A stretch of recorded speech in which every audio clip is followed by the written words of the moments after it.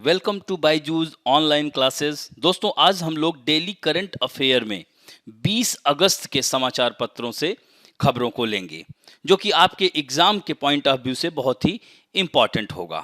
तो एक एक करके आइए देखते हैं। नेशनल एंड इंटरनेशनल अफेयर्स की चर्चा करेंगे। तो दोस्तों, आप लोग देख रहे हैं कि आजकल सभी समाचार पत्रों, टीवी, न्यूज, हर जगह पर यह केस लगातार छाया हुआ है। सुशांत सिंह राजपूत ये फिल्म जगत से थे, इन्होंने आत्महत्या की थी ऐसा दिखाया गया था, लेकिन लगातार पूरे देश में मांग उठ रही थी इनको लेकर के कि सीबीआई जांच हो।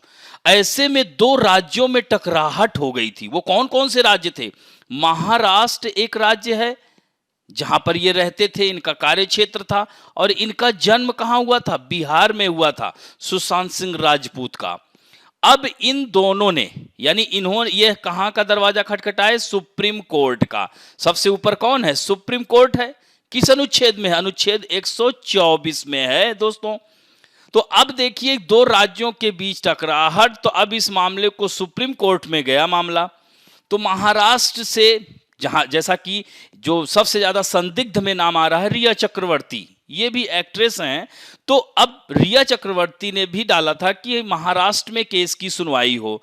तो ये बातें तो खारिज कर दिया किसने? सुप्रीम कोर्ट ने। तो ये बहुत ही महत्वपूर्ण है और सुप्रीम कोर्ट ने जबरदस्त जजमेंट दिया है। पूरा भारत खुश हो गया है इसको लेकर के, और खासकर बिहार राज्य से जो डाली गई थी पीआईएल, उनको कामयाबी मिली है। अब इसकी जांच स्वतंत्र रूप से कौन करेगा? सीबीआई करेगी। अब दोस्तों देखिए, ये तो खबर है सुशांत सिंह राजपूत की, लेकिन यहां पर हम दो तीन बातों का डिस्कशन करेंगे। एक तो सबसे सर्वोच्च संस्था सुप्रीम कोर्ट संविधान के किस अनुच्छेद में है? अनुच्छेद 124 में है। और दोस्तों, एक और बहुत महत्वपूर्ण आर्टिकल है, आर्टिकल 142। इसका प्रयोग पहली बार इतिहास में किया गया है। एकल पीठ नहीं, हमेशा, इसीलिए अभिषेक मनु सिंघवी जो वकील थे अपोजिशन से, वो कह रहे थे कि यह गलत हो रहा है, एकल पीठ अनुच्छेद 142 का प्रयोग नहीं कर सकती। लेकिन दोस्तों, यह इतिहास में दर्ज हो गया। कल की डेट में सुप्रीम कोर्ट के नाम एक नया कीर्तिमान स्थापित किया।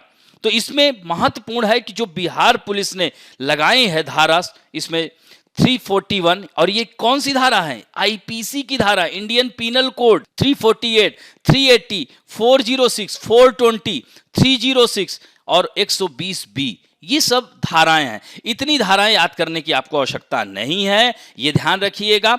मेन है 142 यहां पे हमारे संविधान के अनुच्छेद। और दोस्तों, अब इसकी जांच यानी एसआईटी गठित की गई है। सीबीआई के ज्वाइंट डायरेक्टर मनोज शशिधर के अंडर में यह काम अब किया जाएगा। तो यहां पर सबसे महत्वपूर्ण जो मैंने क्या कहा था आपको कि सुप्रीम कोर्ट 142 का प्रयोग किस तरह की है, कैसे कर सकती है, इन सारी बातों को, तो सबसे पहले महत्वपूर्ण यह हो जाता है 142 142 में है क्या, यह जानना आपको आवश्यक है। तो 142 का इस्तेमाल कम से कम 2 जजों की पीठ करती है, और जबकि इसमें क्या हुआ, मात्र एक सुप्रीम कोर्ट के जज थे। उनका नाम क्या था? ध्यान रखिएगा, उनका नाम भी जस्टिस ऋषिकेश रॉय थे। तो उन्होंने अपने फैसले में कहा, जांच पर भरोसा कायम रखने और संपूर्ण न्याय को ध्यान में रखते हुए 142 यानी आर्टिकल 142 बहुत ही आवश्यक था। यहां पर इसकी बहुत ज्यादा जरूरत थी, इसलिए उन्होंने प्रयोग किया। लेकिन अब वही मैंने क्या कहा कि जो विपक्ष के वकील ने, उन्होंने कहा कि एकल पीठ अनुच्छेद 142 का इस्तेमाल नहीं कर सकती। फिर सुप्रीम कोर्ट के जज ने कहा कि संविधान में यानी हमारे कॉन्स्टिट्यूशन में कहीं भी इसके बारे में उल्लेख नहीं है। तो इस तरह से सुप्रीम कोर्ट पहले भी कई मामलों में यह अनुच्छेद, यानी सुप्रीम कोर्ट को विशेषाधिकार है, स्पेशल प्रिविलेज है, 142 के तहत अनुच्छेद 142 का इस्तेमाल कर सकता है।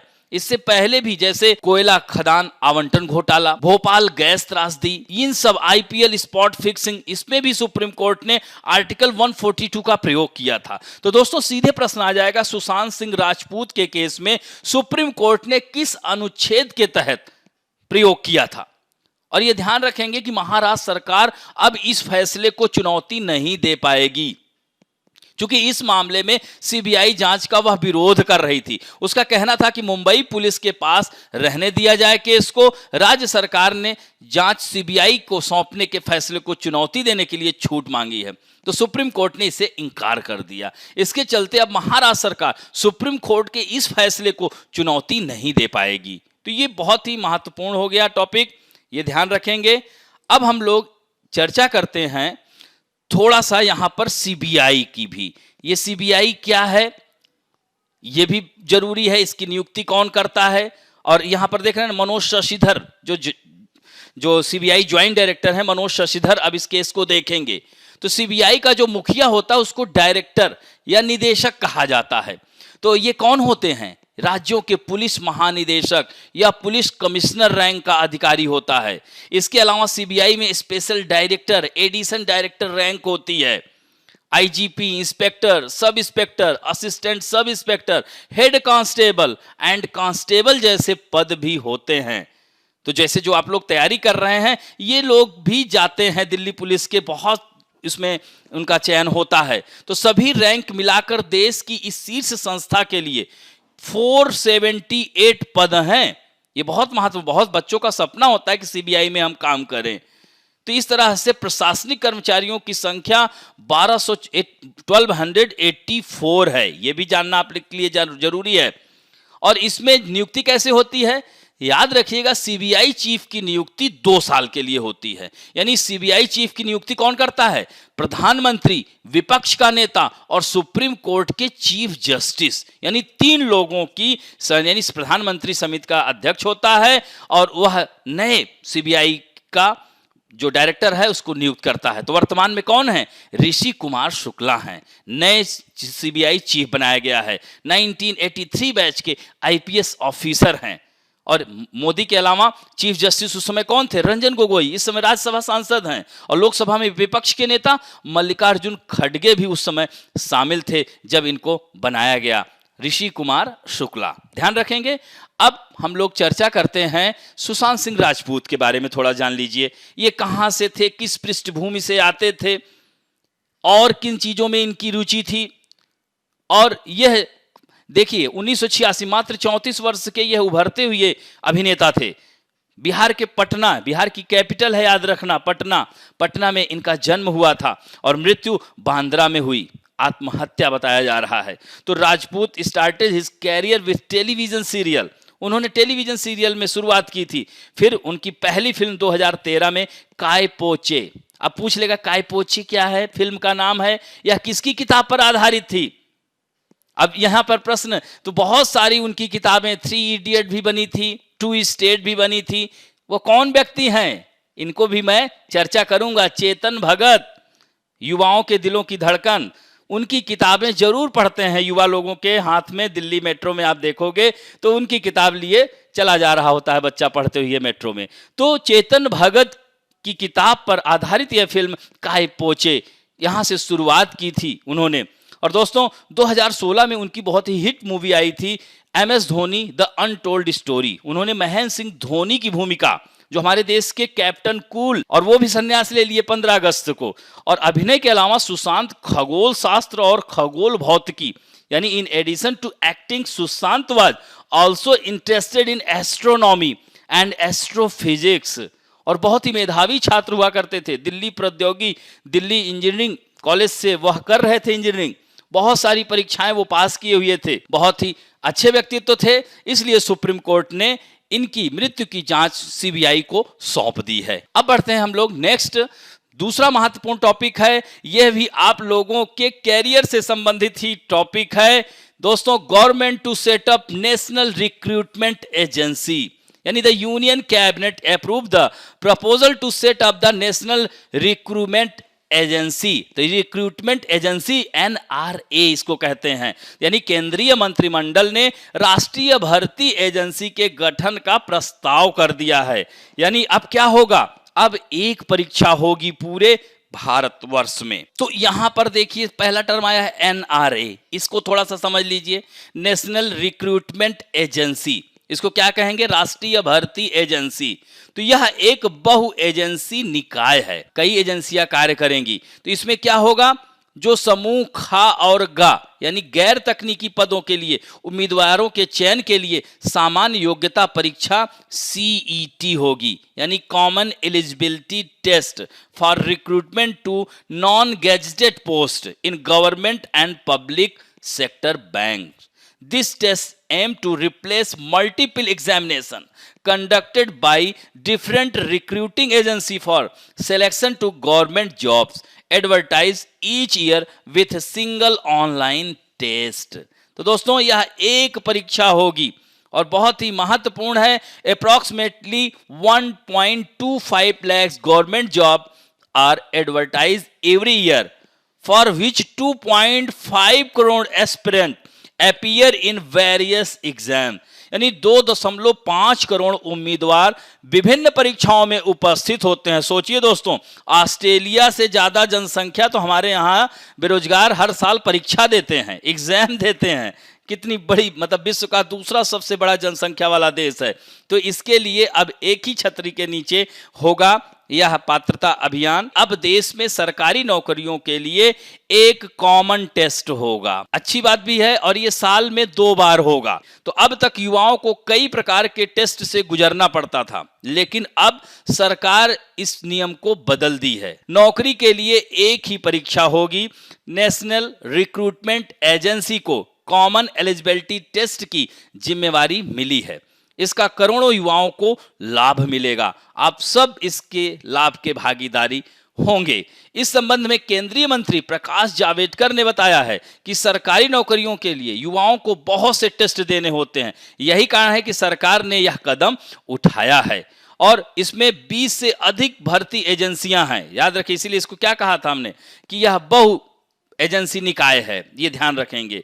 तो इसमें यद्यपि अब तक केवल 3 एजेंसियों के परीक्षाओं को सामान्य बना रहे हैं, और इसमें ये जो भर्ती होगी इसमें 3 साल तक के लिए, यह जो अगर मेरिट लिस्ट में उसका नाम आ गया तो 3 साल तक के लिए वह. नेक्स्ट यहाँ पर जो फैक्ट्स हमने दिया है, इसकी मुख्य विशेषता, ये इंपॉर्टेंट, इसके साइलेंट फीचर्स, यानी common eligibility test will be held twice a year, यानी साल में 2 बार. जैसे याद है CTET teachers eligibility test, central CTET देखा है ना परीक्षा, साल में 2 बार होती है थी. तो इसी तरह से ये भी 2 बार होगा. और there will be different CETs, graduate level, 12th level and 10th level, यानी देयर आर 3 लेवल, यानी विभिन्न स्तरों पर रिक्तियों की भर्ती, यानी ग्रेजुएट लेवल, स्नातक स्तर, 12वीं पास और 10वीं पास के लिए अलग अलग CET होंगे. और the CET will be conducted in 12 major Indian languages, यानी 12 प्रमुख भाषाएं. ये सारे फैक्ट हैं, इनको याद रखिएगा. इनमें परीक्षाएं होंगी. This is a major change, as यहां पर देख सकते हैं कि यह एक बड़ा बदलाव है, क्योंकि केंद्र सरकार की नौकरियों में भर्ती के लिए परीक्षाएं केवल पहले अंग्रेजी और हिंदी में आयोजित होती थी, ओनली इंग्लिश एंड हिंदी. अब 12 भाषाओं में होंगी. यहां और भी पॉइंट्स दिया गया है कि 1000 सेंटर, और यह 3 साल के लिए मान्य होगा. ये there shall be no restriction on the number of attempt to be taken by a candidate to appear in the CET subject to the upper age limit, age relaxation for SC, ST and OBC candidate as per existing rule. जो rule apply हो रहा है वही रहेगा. समझ में आई बात? तो ये इसकी विशेषताएं थी. अब हम लोग बात करते हैं next topic. One of the most important topic is union cabinet has approved the proposal for leasing out 3 airport. 3 airport को मंजूरी दे दी कैबिनेट मंत्रालय ने. वह कौन कौन से हैं? जयपुर एयरपोर्ट, गुवाहाटी एयरपोर्ट और तिरुवनंतपुरम एयरपोर्ट. तो airports of authority of India through public private partnership, यानी केंद्रीय मंत्रिमंडल ने पब्लिक प्राइवेट पार्टनरशिप के माध्यम से 3 एयरपोर्ट जैसे जयपुर, गुवाहाटी और तिरुवनंतपुरम को पट्टे पर देने के लिए, लीज पर देने के लिए मंजूरी दे दी. और इसमें कौन सी कंपनी है निजी क्षेत्र की? अदानी इंटरप्राइजेज. ये ध्यान रखेंगे, यही सारे लगभग ले रही है. और AAI है क्या? तो airports authority of India act 1994 के तहत इसकी स्थापना हुई थी. It is a statutory body, और यह AAI भारत में नागरिक उड्डयन और संरचना के निर्माण, यानी AAI is responsible to create, upgrade, maintenance, यानी एयरपोर्ट का maintenance, management, civil aviation infrastructure in India. Today the AAI is managing 137 airports in country. और दोस्तों इसके जो चेयरमैन हैं वो अरविंद सिंह हैं। कौन है इसके अध्यक्ष? अरविंद सिंह हैं, ध्यान रखेंगे। नेक्स्ट है ट्राइब्स इंडिया ऑन व्हील। दोस्तों यह जनजाति मंत्रालय के द्वारा आत्मनिर्भर भारत को आगे बढ़ाते हुए एक पहल करते हुए कि जनजाति मामलों के जो मंत्री कौन है, पहले भी चर्चा कर चुका हूं, ध्यान रखिएगा, Arjun Munda. Tribes India on wheel mobile van शुरू किया है और दोस्तों यह 11 राज्यों के 31 शहरों में 57 यानी 57 मोबाइल वैन को हरी झंडी दिखाई है। यानी the minister of tribal affairs Arjun Munda launches the tribes India on wheels mobile van virtually. A total of 57 mobile van have been flagged off in 31 cities। दोस्तों अभी ये शुरुआत है, इसके साथ साथ पूरे भारत में जहां जहां जनजाति समूह है उन राज्य के शहरों को यह कवर किया जाएगा। तो 11 राज्यों में जैसे कौन कौन से राज्य आएंगे? गुजरात है, उत्तर प्रदेश, कर्नाटक, मध्य प्रदेश, तमिलनाडु, दिल्ली, गुवाहाटी, तेलंगाना, आंध्र प्रदेश, छत्तीसगढ़, महाराष्ट्र एंड झारखंड। तो इस तरह से इसे जल्दी ही पूरे देश में कवर किया जाएगा। लेकिन 19 अगस्त 2020 को इन 11 राज्यों के 31 शहरों में 31 सिटीज में किसके माध्यम से? वीडियो कॉन्फ्रेंसिंग के जरिए tribes India on wheel mobile van को शुरुआत किया। शुरुआत में अहमदाबाद किस नदी के किनारे बसा है? साबरमती नदी के किनारे बसा है। और अहमदाबाद को भारत का मैनचेस्टर या पूर्व का बोस्टन भी कहा जाता है। उसके बाद प्रयागराज, इलाहाबाद, बेंगलुरु, भोपाल, चेन्नई, कोयंबटूर, दिल्ली, गुवाहाटी, हैदराबाद, जगदलपुर छत्तीसगढ़ में है, खूंटी, मुंबई और रांची जैसे शहरों में 57 मोबाइल वैन चलाए जाएंगे। ध्यान रखेंगे, तो यह भी महत्वपूर्ण है। इसका उद्देश्य क्या है? यह वन धन योजना पर विचार करते हुए भारतीय जनजातियों के उत्पादों की बिक्री बढ़ावा देने से संबंधित जनजातीय समुदाय के उत्थान के लिए भारतीय जनजातीय सहकारी विपणन विकास संघ, दोस्तों इसको ट्राइफेड कहते हैं, यानी it is an initiative of the tribal cooperative marketing development federation of India, TRIFED. इसका फुल फॉर्म याद रखिएगा, to uplift the tribal community. किसके उत्थान के लिए? Tribal community, through boosting the sales of the products of the Indian tribes considering the Van Dhan scheme. ध्यान रखेंगे। तो यह इस तरह से अब जनजातीय मंत्रालय आपको बता चुका हूं, अर्जुन मुंडा है, फैक्ट है। ट्राइफेड क्या है ये भी जान लीजिए। तो यह जनजातीय मंत्रालयों के तहत शीर्ष संगठन है, यानी it is the apex organisation under the ministry of tribal affairs. It acts as a nodal agency at the national level to promote and sell the minor forest product।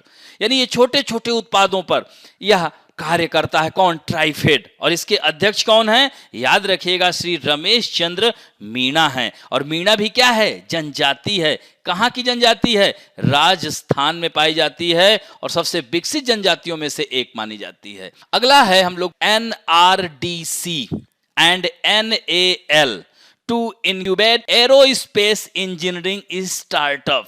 अब देखिए यहां भी वही खबर है, आत्मनिर्भर भारत। आत्मनिर्भर भारत के लिए स्टार्टअप्स उपक्रमों को प्रोत्साहन मिलना आवश्यक है। तो ऐसे में एरोस्पेस इंजीनियरिंग के क्षेत्र में इस सिलसिले को आगे बढ़ाते हुए विज्ञान और प्रौद्योगिकी मंत्रालय के वैज्ञानिक तथा औद्योगिक अनुसंधान विभाग, जिसे क्या कहेंगे? DSIR के तहत नेशनल रिसर्च डेवलपमेंट कॉरपोरेशन, इसको क्या कहेंगे? NRDC, national research development corporation and national aerospace laboratory. NAL मतलब क्या हुआ? National aerospace laboratory. तो CSIR और नेशनल एरोस्पेस लैबोरेटरी एक साथ नई साझेदारी के तहत दोनों संस्थान मिलकर किस पर काम करेंगे? एरोस्पेस इंजीनियरिंग पर। यानी startup are the initiative to bring innovation in mainstream. Another important aspect of startups is industry academia partnership and incubation. इसमें ध्यान रखेंगे कौन कौन एरोस्पेस इंजीनियरिंग में स्टार्टअप कंपनियों को इंक्यूबेशन के साथ साथ उत्पाद एवं प्रोटोटाइप विकसित करने तथा उसे वैधता दिलाने के लिए जरूरी सलाह और समर्थन मिल सकेगा इन दोनों के साथ आने पर। तो इस तरह से एनआरडीसी के मुख्य कार्यकारी अधिकारी ने कहा है कि दोनों संस्थानों के बीच इस साझेदारी के बाद सीएसआईआर की अन्य घटक प्रयोगशालाओं में भी इनोवेशन इंक्यूबेशन सेंटर स्थापित बनाने के रास्ते खुल जाएंगे। समझ में आई बात। अब हम लोग बात करेंगे banking and finance related news, यानी बैंकिंग तथा वित्त संबंधी समाचार। ये भी बहुत इंपॉर्टेंट सेक्शन है दोस्तों। एडीबी अप्रूव्ड $, यानी $1 billion loan for Delhi Meerut regional rapid transit system. ये इसका भी फुल फॉर्म आ जाता है, तो RRTS, ध्यान रखेंगे RRTS। तो इसको क्या कहेंगे? रीजनल रैपिड ट्रांजिट सिस्टम इसको कहेंगे। तो एशियाई डेवलपमेंट बैंक ने भारत में आधुनिक उच्च गति यानी 82 किलोमीटर दिल्ली मेरठ उत्तर प्रदेश क्षेत्रीय जिसे रैपिड ट्रांजिट सिस्टम के निर्माण के लिए $1 बिलियन को ऋण की मंजूरी दे दी है। तो ये ध्यान रखेंगे किसके लिए दिया गया है, और यह 2020 यानी दे रहा है ना इसमें। The finance of the Delhi Meerut RRTS project will be given in 4 transactions, यानी कह सकते हैं 4 स्टेप्स, 4 चरणों में बिटवीन अगस्त 2020 एंड मई 2025। इसके बीच में यह दिया जाएगा और इसका पूरा जो कार्य एग्जीक्यूट करेगा वह कौन करेगा? The NCR transport corporation. ध्यान रखेंगे। अब यहां पर किसने दिया? एडीबी ने। दोस्तों इसके बारे में पिछले दिन भी बताया था। एशियाई विकास बैंक की स्थापना कब हुई थी? 1966 में। वर्तमान में कितने देश हैं? 68 देश हैं। इसका डायरेक्टर कौन होता है? जापान का व्यक्ति होता है। वो कौन है? मत्सुगु अस्कावा। और इसका हेडक्वार्टर कहां है? तो वह फिलीपींस में है, मनीला में है। फिलीपींस की राजधानी जगह का नाम है मांडल्युआंग। ध्यान रखेंगे मांडल्युआंग में। तो इस तरह से, और मनीला याद रखेंगे फिलीपींस की कैपिटल है। तो ये सारे फैक्ट इन्हें ध्यान रखेंगे।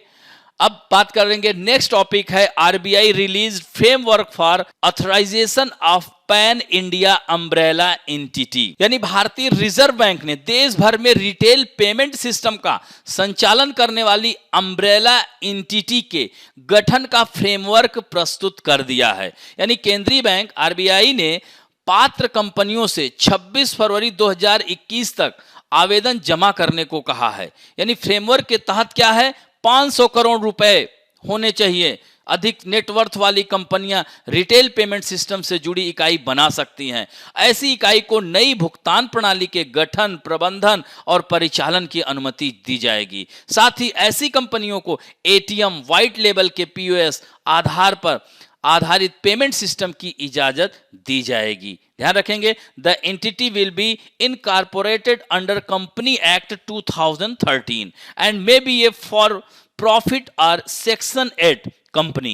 It will be authorized by RBI under section 4 the payment and settlement system PSS Act 2007। देख रहे हैं ना, इसमें इतने सारे पॉइंट निकल के आए। ध्यान रखेंगे।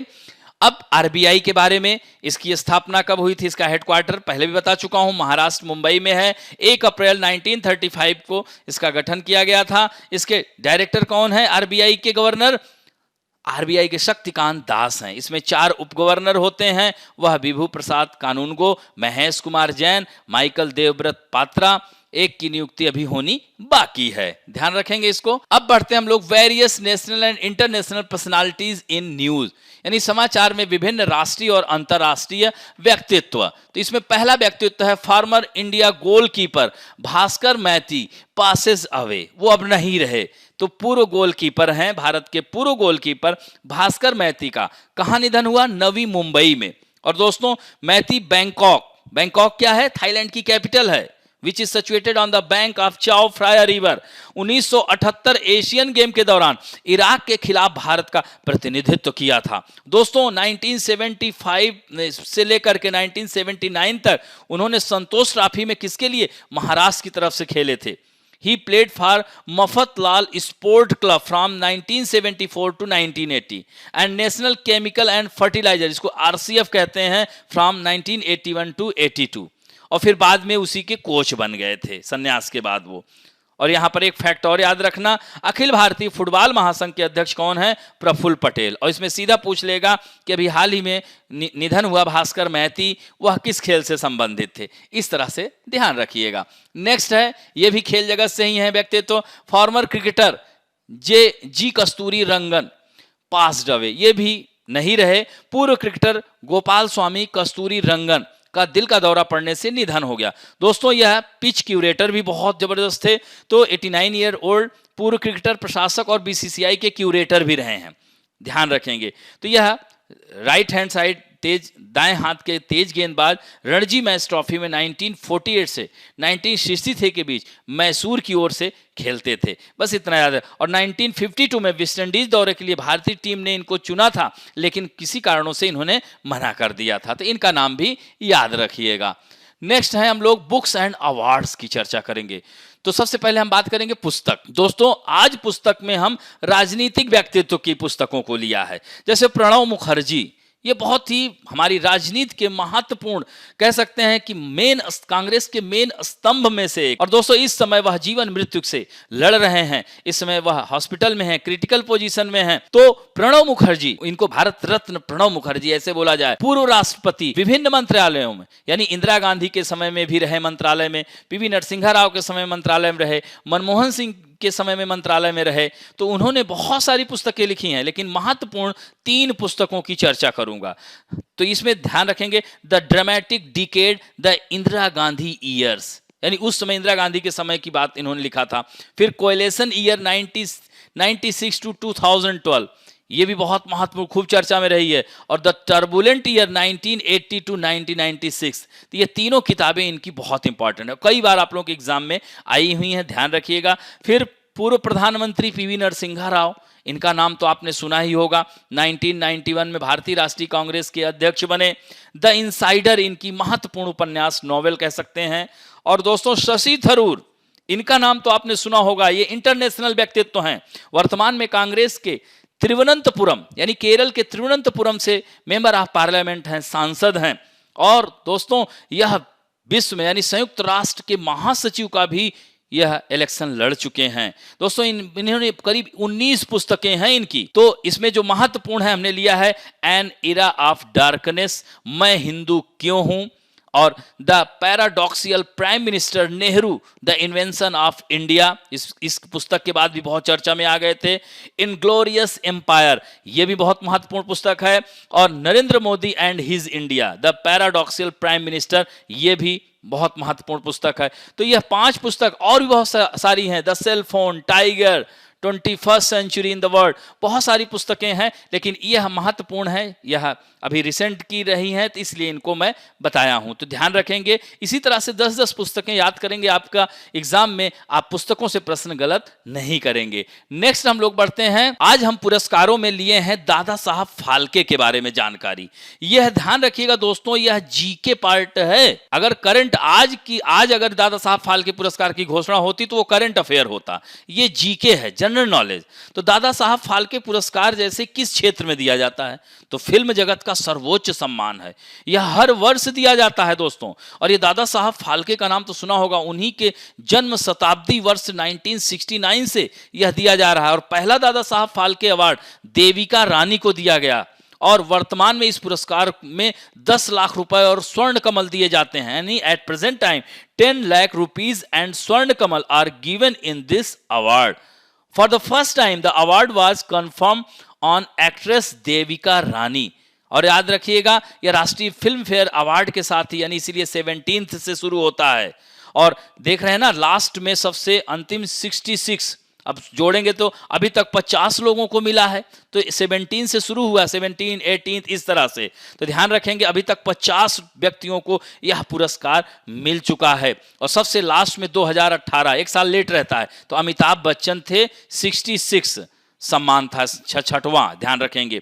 तो 66th ध्यान रखेंगे, और 50 लोगों को मिल चुका है। और दोस्तों पोस्थुमसली यानी मरणोपरांत 1971 में पृथ्वी राज कपूर को, ध्यान रखेंगे, और एक्टर विनोद खन्ना को 2017 का मरणोपरांत दादा साहब फाल्के पुरस्कार दिया जा चुका है। और एक बहुत महत्वपूर्ण रोचक तथ्य बता रहा हूं, पृथ्वी राज कपूर यानी कपूर परिवार से 3 लोगों को मिला है।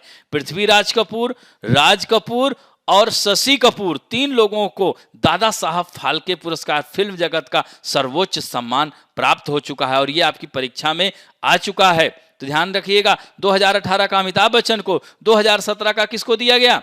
विनोद खन्ना को दिया गया था। तो मरणोपरांत 17 में उनकी मृत्यु हो गई थी, क्योंकि 1 साल बाद 18 में पुरस्कार वितरण होता है, ध्यान रखिएगा। तो यह महत्वपूर्ण जानकारी हमने दिया आज पुरस्कारों से संबंधित। नेक्स्ट है महत्वपूर्ण दिवस। आज हम लोग, जनवरी कंप्लीट हो गया, ध्यान रखिएगा, जनवरी को आप लोग याद कर लेंगे। और अब हम बात करेंगे फरवरी की। फरवरी के महत्वपूर्ण दिवस में आज हम लोग चर्चा करेंगे। मैंने क्या कहा, 2 पार्ट में बांट लेते हैं। तो फरवरी के जो महत्वपूर्ण दिवस हैं, एक एक करके उनकी चर्चा करते हैं। पहला है 2 फरवरी यानी वर्ल्ड वेटलैंड डे, विश्व आर्द्र भूमि। तो ये वेटलैंड क्या होता है, आर्द्र भूमि क्या होती है? तो नमी या दलदली भूमि वाले क्षेत्र को आर्द्र भूमि या वेटलैंड कहा जाता है। दरअसल वेटलैंड वैसे क्षेत्र हैं जहां भरपूर नमी पाई जाती है, 8 महीने तक जल भरा रहता है वहां पर। इसके कई लाभ भी हैं। तो आर्द्र जल यानी आर्द्र भूमि जल को प्रदूषण से मुक्त बनाती है। आर्द्र भूमि वह क्षेत्र है जो वर्ष भर आंशिक रूप से या पूर्णतः जल से भरा रहता है। समझ में आई बात? तो यह 2 फरवरी को पूरी दुनिया में मनाया जाता है विश्व आर्द्र भूमि दिवस।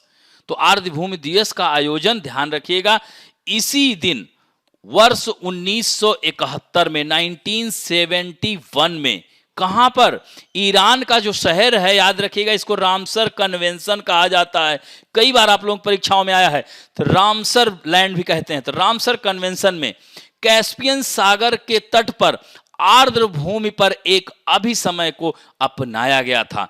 विश्व आर्द्र भूमि पहली बार 2 फरवरी, ध्यान रखेंगे, 2 फरवरी 1997 को मनाया गया और 97 के बाद लगातार मनाया जाता है 2 फरवरी को विश्व आर्द्र भूमि। तो 16 वर्ष पूर्ण होने पर मनाया गया। अब बढ़ते हैं दोस्तों, 4 फरवरी वर्ल्ड कैंसर डे। यह सर्वप्रथम 1933 में, कब? 1933 में अंतरराष्ट्रीय कैंसर नियंत्रण संघ ने स्विट्जरलैंड में जिनेवा में पहली बार विश्व कैंसर दिवस मनाया था। अब बात करते हैं हम लोग 10 फरवरी की, नेशनल डीवार्मिंग डे। देश भर में राष्ट्रीय कृमि मुक्त दिवस मनाया गया। इसका उद्देश्य यानी सरकारी सहायता प्राप्त निजी स्कूलों व आंगनवाड़ी केंद्रों के माध्यम से 1 से लेकर 19 वर्ष तक के सभी बच्चों को कृमि मुक्त रखना है। इस दिवस का शुभारंभ किस मंत्रालय के अधीन शुरू किया गया? स्वास्थ्य एवं परिवार कल्याण मंत्रालय यानी health and family welfare ministry, Bharat सरकार द्वारा कब? वर्ष 2015 से शुरू किया गया, ध्यान रखेंगे। नेक्स्ट है इंटरनेशनल पल्सेस डे, विश्व दलहन दिवस। तो भारत में नई दिल्ली में विश्व दलहन दिवस समारोह में मेजबानी की थी। ग्लोबल पल्स कॉन्फेडरेशन के सहयोग से नेफेड द्वारा इस कार्यक्रम का आयोजन किया गया था। दोस्तों, इसकी स्थापना 2 अक्टूबर 1958 को हुई थी, ध्यान रखेंगे। National agriculture cooperative marketing federation of India limited, जिसे नेफेड NAFED कहते हैं। और उल्लेखनीय है कि वर्ष 2019 में संयुक्त राष्ट्र महासभा ने 10 फरवरी को इंटरनेशनल पल्सेस दिवस के रूप में घोषणा मनाने की। और एक पॉइंट और याद रखिएगा, 2016 को अंतरराष्ट्रीय दलहन वर्ष के रूप में मनाया गया था।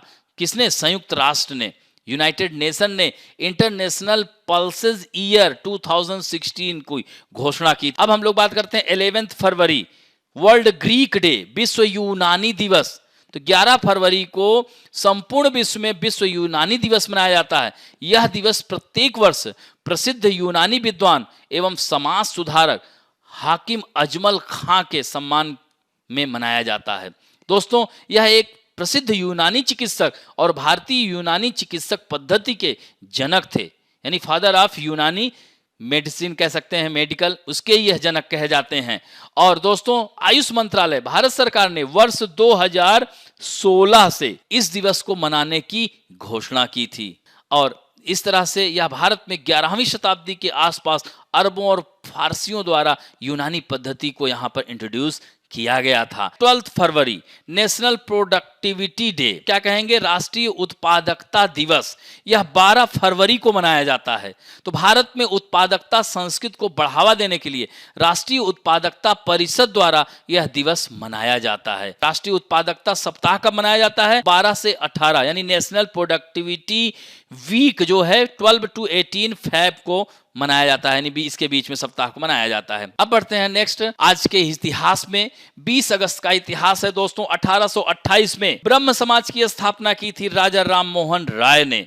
दोस्तों 8 भाषाओं का ज्ञान था इन्हें। संवाद कौमुदी, मिरातुल अखबार नामक समाचार पत्र के संपादक भी थे। ब्रह्म समाज, इनको राजा की उपाधि अकबर द्वितीय ने दी थी। आयोजन कोलकाता में संपन्न हुआ। और दोस्तों सती प्रथा, यानी 1829 में सती प्रथा कानून पर प्रतिबंध लगाने में इनका भी बहुत बड़ा योगदान था। 1815 में आत्मीय सभा का, 1825 में वेदांत कॉलेज की स्थापना और 1828 में ब्रह्म समाज की स्थापना और 1833 में ब्रिटेन के ब्रिस्टल शहर में इनकी मृत्यु हो गई। राजा राम मोहन राय को आधुनिक भारत का जनक कहा जाता है। अगला पॉइंट है, Ronald Ross identified malaria causing anopheles mosquito. किस मच्छर के काटने से होता है? मादा एनाफ्लीज मच्छर के काटने से, फीमेल एनाफ्लीज मच्छर के काटने से होता है। दोस्तों मलेरिया एक प्रोटोजोवन डिजीज है, ये ध्यान रखेंगे, प्रोटोजोवन डिजीज है। रोनाल्ड रॉस ने कोलकाता में प्रेसिडेंसी जनरल हॉस्पिटल में काम करने के दौरान मलेरिया के कारक एनाफ्लीज मच्छर की पहचान की थी, याद रखेंगे, कोलकाता में।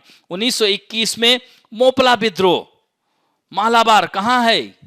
यह केरल में है। मोपला विद्रोह 1921 में मोपला विद्रोह केरल के मालाबार क्षेत्र में शुरू हुआ था। और 1949 में यूरोपीय देश हंगरी में संविधान को अंगीकृत किया गया था, यह ध्यान रखेंगे। तो यूरोपीय देश हंगरी क्या है? हंगरी की राजधानी बुडापेस्ट है।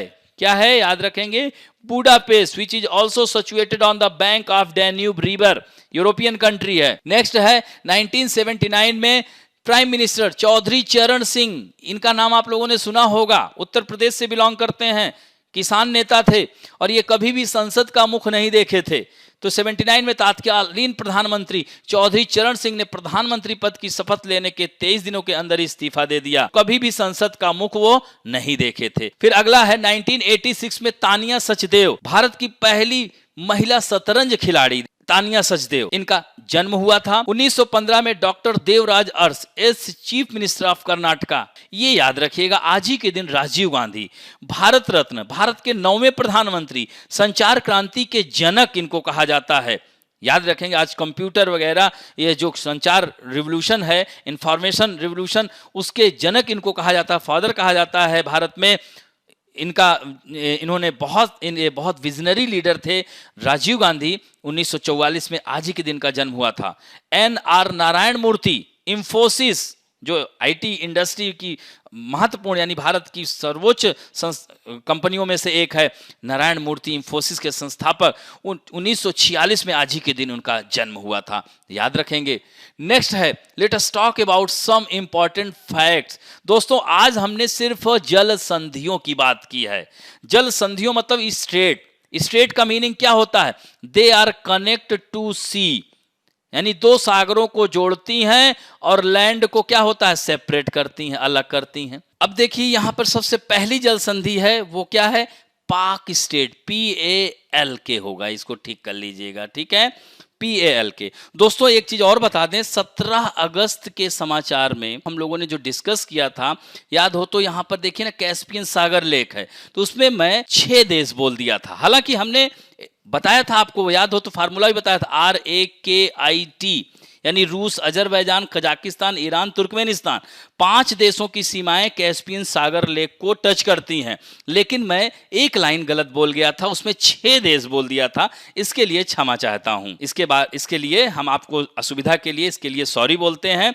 नेक्स्ट आगे हम लोग बात करते हैं पाक जल संधि। तो पाक PALK है, ये ध्यान रखिएगा, यहाँ PAK लिखा है।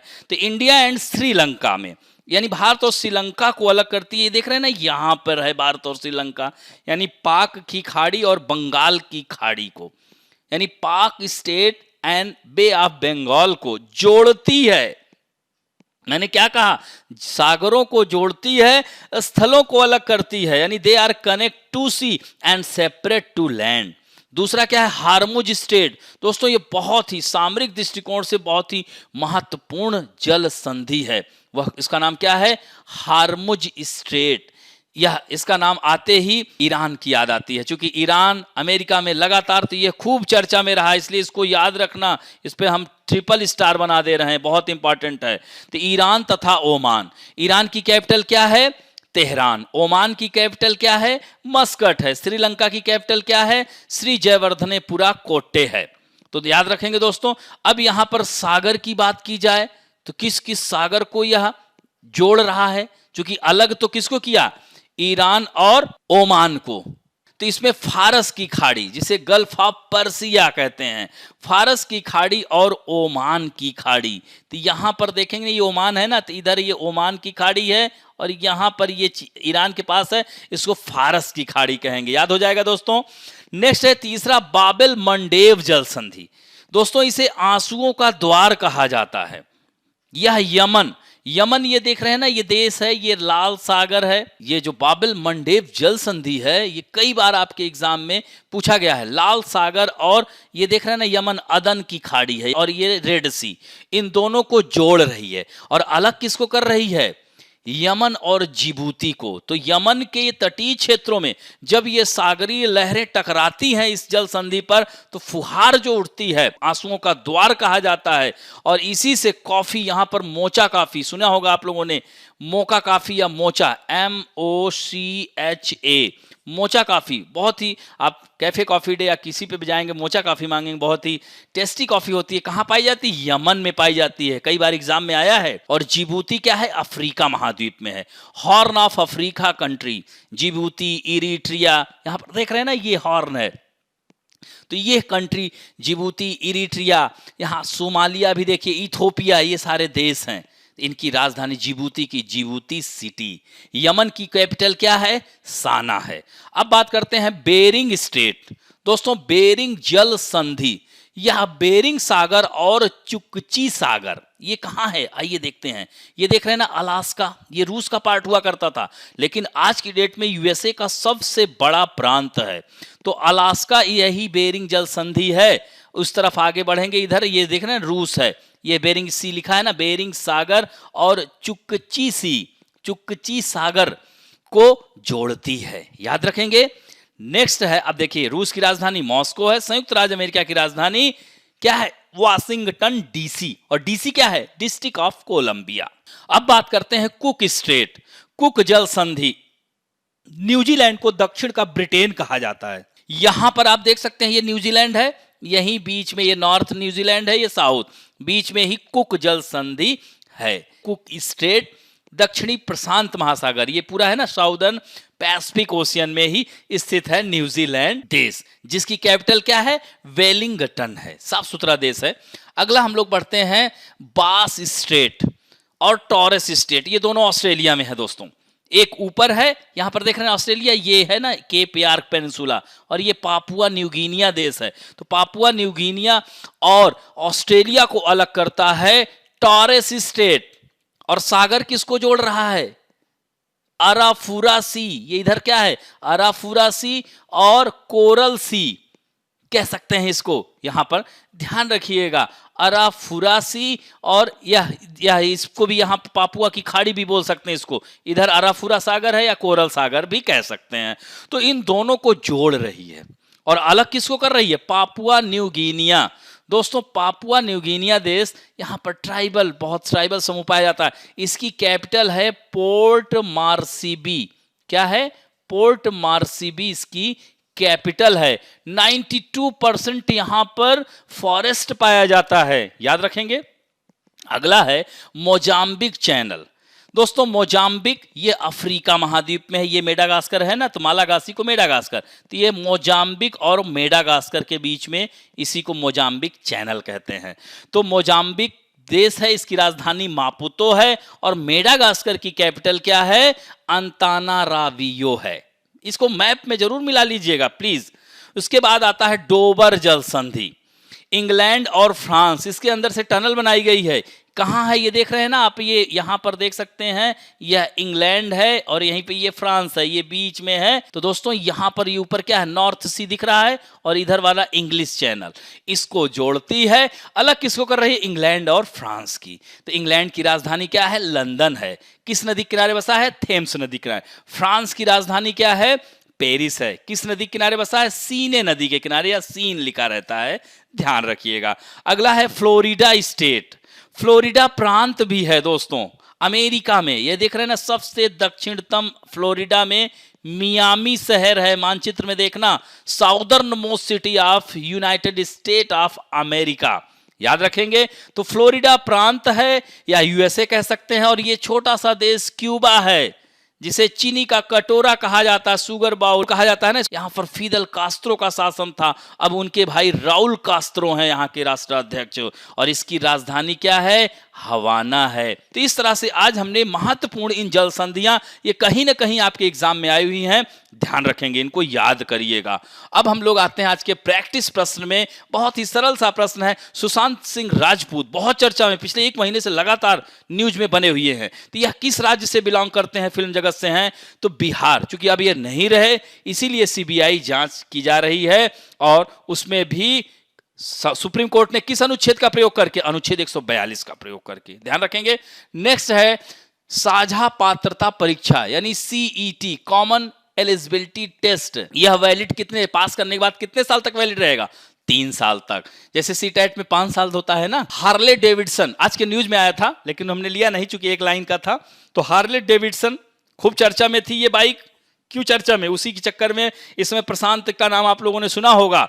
सारे देश के वकील आज उनके साथ खड़े हुए हैं। सुप्रीम कोर्ट ने उनको 129 एक्ट के तहत, कोर्ट की अवमानना के तहत जो है उनके ऊपर केस कर दिया है कि वो कारण बताएं। ह्यूमन राइट एक्टिविस्ट भी हैं और बहुत बड़े वकील भी हैं। तो हार्ले डेविडसन बाइक लेकर के कौन चले थे, चीफ जस्टिस ऑफ इंडिया इस समय कौन है, अरविंद बोबडे, वह हार्ले डेविडसन से जा रहे थे। तो उन्होंने उनके ऊपर कमेंट कर दिया था, जिसकी वजह सुप्रीम कोर्ट उनको कारण बताओ नोटिस भेज दी है। तो हार्ले डेविडसन यह अमेरिकी कंपनी है, याद रखेंगे, बाइक है। अगला है केंद्रीय मंत्रिमंडल ने पब्लिक प्राइवेट पार्टनरशिप के माध्यम से 3 एयरपोर्ट जैसे जयपुर, गुवाहाटी और त्रिवेंद्रपुरम को किस कंपनी को मंजूरी दी है, अडानी समूह है, याद रखेंगे। नेक्स्ट है आदिवासियों को सशक्त करने के लिए जनजातीय मामलों के मंत्रालय ने ट्राइब्स इंडिया ऑन व्हील यानी in how many state of the ministry of tribal affair has introduce mobile van under the tribes India on wheel scheme to empower tribals, यानी कितने राज्यों में अभी स्टार्टिंग की गई है, 31 राज्यों के 11 राज्यों के 31 शहरों में, और कितनी वैन, 57 वैन स्टार्ट की गई है, ध्यान रखेंगे। अगला है एशियाई बैंक का मुख्यालय कहां है, विकास बैंक का, तो मनीला में है, यह भी याद रखना। अगला है रिजर्व बैंक की स्थापना 1 अप्रैल 1935 को हुई थी, यह भी ध्यान रखना। दादा साहब फाल्के पुरस्कार किस क्षेत्र में दिया जाता है, यह फिल्म जगत का सर्वोच्च सम्मान है, ध्यान रखेंगे। नेक्स्ट है विश्व आर्द्रभूमि दिवस कब मनाया जाता है, 2 फरवरी को। 4 फरवरी को विश्व कैंसर दिवस, 10 फरवरी को राष्ट्रीय क्रीम मुक्ति दिवस यानी national deworming day and international pulses day भी, और 11 फरवरी को राष्ट्रीय उत्पादकता दिवस मनाया जाता है। तो इसमें आंसर क्या होगा, 2 फरवरी होगा। नेक्स्ट है बाबिल मंडेब जल संधि किन 2 देशों को अलग करती है, तो यमन और जिबूती को, याद रखेंगे। यह अभी इसके बारे में हमने बताया ही। यमन में कौन सी कॉफी पाई जाती है, मोचा कॉफी, याद रखना, कहीं कहीं मोका भी लिखा रहेगा, ध्यान रखेंगे, यमन में पाई जाती है। और इसे आंसुओं का द्वार कहा जाता है, याद रखेंगे। और ये किसको किसको जोड़ती है, लाल सागर और अदन की खाड़ी को जोड़ती है। तो इस तरह से दोस्तों आज हम लोगों ने राष्ट्रीय अंतर्राष्ट्रीय जगत की personality, award, books, sports section के व्यक्तित्व, बहुत सारे लोगों की चर्चा किया, साथ में स्टैटिक पार्ट की भी चर्चा की। आशा करता हूं कि आप लोगों को आज का वीडियो अच्छा लगेगा। अगर दोस्तों अच्छा लग रहा है तो प्लीज इसे लाइक, शेयर और सब्सक्राइब करना ना भूलें। थैंक यू दोस्तों।